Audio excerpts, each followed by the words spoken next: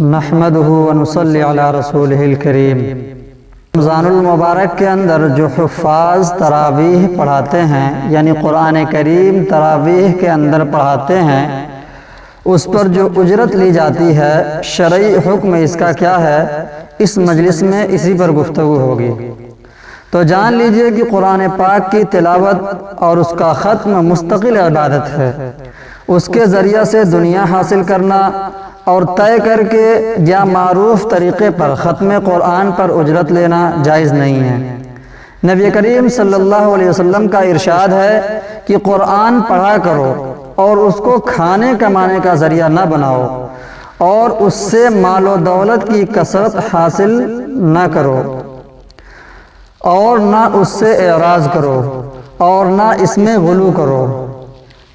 حضرت زادان رحمت اللہ علیہ کو یہ کہتے ہوئے سنا کہ جو شخص قرآن کریم کو کھانے کمانے کا ذریعہ بنائے گا، وہ قیامت میں اس حالت میں آئے گا کہ اس کے چہرے پر ہڈی ہڈی ہوگی، گوشت نہ ہوگا۔ اسی بنا پر حضرات صحابہ کرام رضوان اللہ علیہم اجمعین اور سلف صالحین نے تراویح میں قرأت قرآن پر اجرت قبول نہیں کی۔ ابو اسحاق رحمت اللہ علیہ فرماتے ہیں کہ حضرت عبداللہ رضی اللہ تعالی عنہ نے رمضان المبارک میں لوگوں کو تراویح پڑھائی۔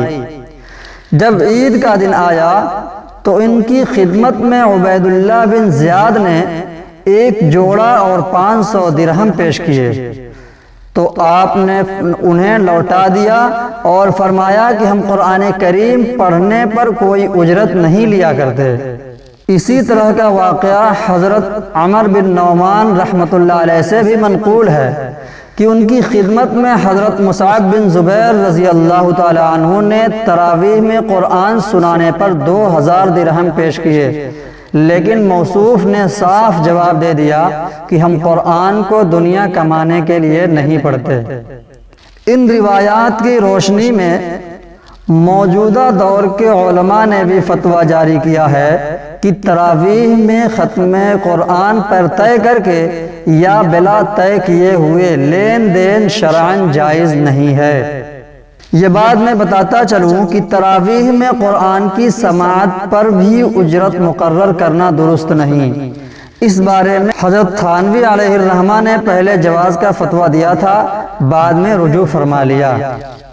کچھ لوگ ہیں جو امامت اور تعلیم پر قیاس کرتے ہوئے تراویح میں ختم قرآن کی اجرت کے جواز کے قائل ہیں، لیکن ان حضرات کا یہ استدلال قیاس مع الفارق ہے، یعنی اس پر قیاس کرنا ٹھیک نہیں ہے، دونوں الگ الگ مسئلے ہیں، کیونکہ امامت اور تعلیم ایسی ضرورتیں ہیں کہ جن کا نظم نہ ہونے سے نظام شریعت میں خلل آ سکتا ہے، جبکہ تراویح میں ختم قرآن اس درجے کی ضرورت نہیں ہے۔ یہ کہا جائے کہ اگر ختم قرآن نہ ہوا تو دین میں خطرہ آ جائے گا، لہٰذا ختم قرآن اور امامت اور تعلیم کو ضرورت کے اعتبار سے ایک درجے میں رکھنا خلاف معقول بات ہے، یعنی خلاف عقل بات ہے، یہ عقل میں آنے والی بات نہیں ہے۔ صحیح بات یہی ہے کہ ختم قرآن کا حکم محض تلاوت مجردہ ہے، جس پر اجرت لینے کا کوئی حق نہیں ہوتا۔ دوسری طرف یہ بھی حقیقت ہے کہ ختم تراویح پر لین دین کے رواج نے حفاظ کی حیثیت عرفیہ کو بھی مجروح کر کے رکھ دیا ہے۔ جن جگہوں پر حفاظ کو اجرت دینے کا رواج ہے، وہاں دینے والوں کی نظر میں ان کی کوئی قدر نہیں ہوتی، ان کی کوئی قیمت نہیں ہوتی، اور حفاظ کی بے وقعتی، ان کی بے عزتی دراصل دین کی بے وقعتی اور بے عزتی ہے۔ اس لیے ضروری ہے کہ ہم تراویح میں لین دین کی وبا پر روک لگائیں اور اللہ تبارک و تعالیٰ پر بھروسہ کرتے ہوئے ناجائز ذرائع آمدنی کو چھوڑ کر حلال آمدنی حاصل کرنے کی کوشش کریں۔ اللہ تعالی ہم کو اور آپ کو کہنے سننے سے زیادہ عمل کی توفیق عطا فرمائے۔ وآخر دعوانا الحمدللہ رب العالمین۔